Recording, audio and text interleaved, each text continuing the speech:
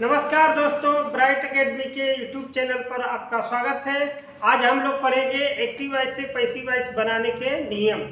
तो आइए जानते हैं कि एक्टिव वॉइस से पैसिव वॉइस बनाने के क्या क्या नियम होते हैं। तो एक्टिव वॉइस से पैसिव वॉइस बनाने के लिए सबसे पहले जो पहला रूल होगा, एक्टिव वॉइस में जो ऑब्जेक्ट होगा उसे पैसिव वॉइस में सब्जेक्ट के स्थान पर लिखेंगे और उससे पहले उसके साथ टेंस के अनुसार हेल्पिंग वर्ब का प्रयोग करेंगे। इसके बाद एक्टिव वॉइस में जो सब्जेक्ट होगा उसको पैसिव वॉइस में ऑब्जेक्ट के स्थान पर लिखेंगे और जब ऑब्जेक्ट के स्थान पर लिखेंगे तो उससे पहले बाई का प्रयोग करेंगे। जैसा कि आपको लिखा गया है यहाँ पर, ऑब्जेक्ट को सब्जेक्ट के स्थान पर और सब्जेक्ट को ऑब्जेक्ट के स्थान पर लिखते हैं और उससे पहले बाई का प्रयोग करते हैं। यदि रूल नंबर 2 देखा जाए तो पैसिव वॉइस जो होती है, पैसिव वॉइस में हमेशा वर्ब का थर्ड फॉर्म ही लगता है। तो रूल नंबर 2 है कि पैसिव वॉइस में सदैव वर्ब का थर्ड फॉर्म ही प्रयोग होगा।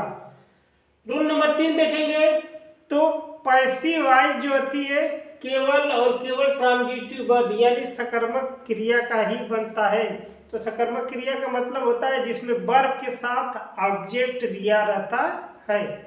तो जिसमें ऑब्जेक्ट दिया रहेगा यानी जो ट्रांजिटिव वर्ब रहेगा उसी का ही पैसिव वॉइस बनेगा। इसके बाद रूल नंबर 4 दिखाया गया है कि पैसिव वॉइस जो होती है केवल और केवल 8 टेंस की बनती है, 4 टेंस की पैसिव वॉइस नहीं बनती है। तो जो 8 टेंस की पैसिव वॉइस बनती है बोर्ड पर आपको लिखा गया है। तो आइए 8 टेंस के नाम जानते हैं। पहला नाम है प्रेजेंट इंडेफिनिट टेंस, दूसरा नाम है प्रेजेंट कंटीन्यूअस टेंस, तीसरा नाम है प्रेजेंट परफेक्ट टेंस, चौथा पास्ट इंडेफिनिट टेंस, पांचवा पास्ट कंटीन्यूअस टेंस, छठवां पास्ट परफेक्ट टेंस, 7 नंबर पर है फ्यूचर इंडेफिनिट टेंस और 8 नंबर पर है फ्यूचर परफेक्ट टेंस। तो पैसिव वॉइस केवल 8 टेंस की बनती है, 4 टेंस की पैसिव वॉइस नहीं बनती है। न बनने वाले टेंस जो है प्रेजेंट में present perfect continuous tense, past perfect continuous tense, future continuous tense और फ्यूचर परफेक्ट कंटीन्यूअस टेंस। इसके बाद रूल नंबर 5 जो लिखाया गया है, रूल नंबर 5 में यह बताया गया है कि यदि एक्टिव वॉइस में सब्जेक्ट के रूप में इंडेफिनिट प्रोनाउन आए तो पैसिव वॉइस में इसका विलोप कर दिया जाता है। तो इंडेफिनिट प्रोनाउन होता क्या है? तो जो इंडेफिनिट प्रोनाउन है बोर्ड पर आपका नाम लिखा हुआ है, जैसे वन आ जाए, समवन आ जाए, एनीवन आए, नो वन आए, everyone आए, somebody, anybody, nobody, police, crowd, people, ये इंडेफिनिट प्रोनाउन होता है। तो यदि एक्टिव वॉइस में इंडेफिनिट प्रोनाउन आता है तो पैसिव वॉइस में इंडेफिनिट प्रोनाउन का विलोप कर दिया जाता है। तो आइए समझते हैं कि प्रेजेंट इंडेफिनिट टेंस को कैसे पैसिव वॉइस में बदला जाएगा। आइए उदाहरण से समझते हैं। तो आइए समझते हैं कि प्रेजेंट इंडेफिनिट टेंस आता है तो उसका पैसिव वॉइस कैसे बनाया जाएगा। तो सबसे पहले बताया गया था कि एक्टिव वॉइस में जो सब्जेक्ट होगा वो ऑब्जेक्ट के स्थान पर लिखा जाएगा और उससे पहले बाई लिखा जाएगा, और जो ऑब्जेक्ट रहेगा वो सब्जेक्ट के स्थान पर लिखा जाएगा और उसके साथ टेंस के अनुसार उचित हेल्पिंग वर्ब का प्रयोग किया जाएगा। तो प्रेजेंट इंडेफिनिट टेंस में जब पैसिव वॉइस बनाते हैं तो helping verb is, am, are का प्रयोग करते हैं। तो इज का प्रयोग ही, सी, इट तथा एक वचनकर्ता के साथ लगेगा, आई का प्रयोग आई के साथ एम लगेगा और वी, दे और बहुवचन आएगा तो उसके साथ आर का प्रयोग। तो कुछ उदाहरण दिया गया है, आइए इसको समझते हैं। परत दिया है सेंटेंस के आई ईट मैंगो, तो यह प्रेजेंट इंडेफिनिट टेंस का पॉजिटिव सेंटेंस है। तो पॉजिटिव सेंटेंस में ही बनाएंगे पैसिव वॉइस। तो हम देख रहे हैं सब्जेक्ट आई है और ऑब्जेक्ट जो है ए मैंगो है। तो इसकी पैसिव वॉइस बनाएंगे। तो देखिए पैसिव वॉइस बनाने के लिए लिखा गया है कि यदि पॉजिटिव सेंटेंस आता है प्रेजेंट इंडेफिनिट टेंस में, तो पैसिव वॉइस बनाने के लिए सबसे पहले ऑब्जेक्ट लिखेंगे, helping verb is am are में से कोई एक लिखेंगे जो ऑब्जेक्ट के अनुसार उचित होगी। इसके बाद वर्ब का थर्ड फॉर्म हमेशा लगेगा, बाय लगाएंगे, इसके बाद सब्जेक्ट लिख देंगे। तो हम देख रहे हैं कि यहाँ ये आपका सब्जेक्ट है और ये आपका ऑब्जेक्ट है।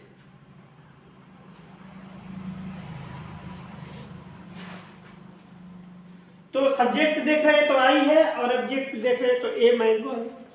तो जब इसकी पैसिव वॉइस बनाएंगे तो होगा ये मैंगो। तो ए मैंगो यानी सिंगुलर नंबर है तो हेल्पिंग वर्ब इज लगेगा।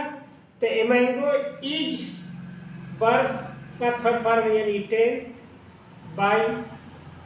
आई जब इधर आएगा तो यह ऑब्जेक्टिव केस में बदल जाएगा तो आई का होगा मी। तो a mango is eaten by me. दूसरा सेंटेंस देख रहे हैं कि राम बाइट ए बुक, तो ये हो जाएगा सब्जेक्ट और ये हो जाएगा ऑब्जेक्ट। तो ऑब्जेक्ट को पहले लिखेंगे तो हो जाएगा ये बुक सिंगुलर नंबर यानी एक बचन है तो हेल्पिंग वर्ब इज लगेगी। बाय का थर्ड फॉर्म बाट बाय बट बाय।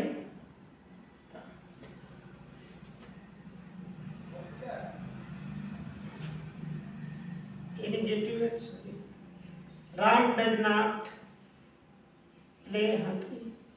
तो हम देख रहे हैं कि यहाँ निगेटिव सेंटेंस आ रहा है, Ram does not play hockey. तो अब निगेटिव सेंटेंस में बनाएंगे तो हम देख रहे हैं ही डज नॉट यानी ये सब्जेक्ट है और ये आपका ऑब्जेक्ट है। तो होगा हॉकी इज नॉट, प्ले का थर्ड फॉर्म प्लेड बाय, ही का ऑब्जेक्टिव केस हो जाएगा ही। चौथे सेंटेंस में देख रहे हैं कि do you not eat a mango. तो do you not eat a mango देख रहे हैं हेल्पिंग वर्ब से शुरू है यानी इंट्रोगेटिव है और एक्सिलरी क्वेश्चन है तो हेल्पिंग वर्ब से ही बनाएंगे। तो हेल्पिंग वर्ब ए मैंगो को देख कर लगाएंगे तो हो जाएगा is a mango, is a mango not eaten by you, ten by you. अंत में क्वेश्चन मार्क लगा देंगे। और लास्ट वाला देख रहे हैं कि why does he write a letter. तो WH से इंट्रोगेटिव है तो WH से ही रहेगा। ए लेटर को पहले लेकर आएंगे, इसके अनुसार हेल्पिंग वर्ब लगाएंगे तो ए लेटर है यानी हेल्पिंग वर्ब बी लगेगा। तो व्हाई इज लेटर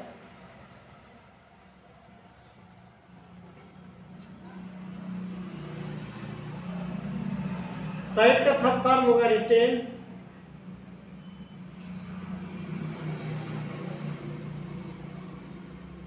बाय, ठीक है। तो हम देख रहे हैं कि जब प्रोनाउन आ रहा है एक्टिव वॉइस में तो पैसिव वॉइस में इसको बदला जा रहा है ऑब्जेक्टिव केस में। यानी अगर एक्टिव वॉइस में एक्टिव वॉइस पैसिव वॉइस तो यदि इधर आई है तो इधर होगा मी, अगर इधर मी है तो इधर आके आई हो जाएगा। अगर इधर बी आएगा तो इधर अस, यू आएगा तो यू ही रहेगा, ही रहेगा तो ही, सी रहेगा हर, अगर इधर दे आएगा तो इधर दे, अगर इधर देंगे तो इधर। तो आइए एक बार इसको फिर से समझ लेते हैं। तो हम लोग पढ़ रहे हैं कि प्रेजेंट इंडेफिनिट टेंस अगर आता है तो उसकी पैसिव वॉइस कैसे बनाया जाएगा। तो सबसे पहले तो प्रेजेंट इंडेफिनिट टेंस के सेंटेंस को पहचानेंगे कि ये पॉजिटिव है कि नेगेटिव है कि इंट्रोगेटिव है। तो पॉजिटिव अगर सेंटेंस आता है तो पॉजिटिव में ही पैसिव वॉइस बनाई जाएगी, यदि निगेटिव सेंटेंस आता है तो निगेटिव में बनाएंगे, यदि इंट्रोगेटिव आता है तो इंट्रोगेटिव में बनाएंगे। तो यदि इंडेफिनिट टेंस आता है तो helping verb is, am, are का प्रयोग करेंगे। तो ऑब्जेक्ट को देखकर हेल्पिंग वर्ब का प्रयोग किया जाएगा। तो पहला सेंटेंस देख रहे हैं कि दिया आई ईट ए मैंगो, तो ऑब्जेक्ट है मैंगो और सब्जेक्ट आई है, तो हेल्पिंग वर्ब को ए मैंगो को देखकर लगाना है। तो हो जाएगा ए मैंगो ईट, वर्ब का थर्ड फॉर्म हो जाएगा eaten by me. Ram bite a book, ये भी पॉजिटिव सेंटेंस है, तो हो जाएगा a book is bought by Ram. He does not play hockey, तो देख रहे हैं निगेटिव सेंटेंस आ गया, तो ये भी निगेटिव बनेगा, इसमें ऑब्जेक्ट हॉकी है, तो हो जाएगा hockey is not played by him. He does not play hockey, तो हो जाएगा hockey is not played by him. आगे देख रहे हैं कि do you not eat a mango, interrogative है, वो भी हेल्पिंग वर्ब से है, तो ये भी इंट्रोगेटिव बनेगा, हेल्पिंग वर्ब से ही बनेगा। तो इसमें देख रहे हैं हेल्पिंग वर्ब डू के अनुसार यू के अनुसार लगाया, लेकिन इसमें हम ए मैंगो के अनुसार लगाएंगे, तो हो जाएगा is a mango not eaten by you.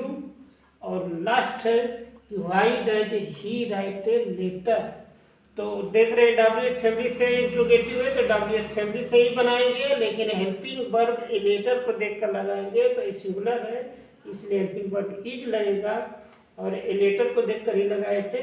इसके बाद वर्ब का third form by plus subject रहेगा पॉजिटिव केस में।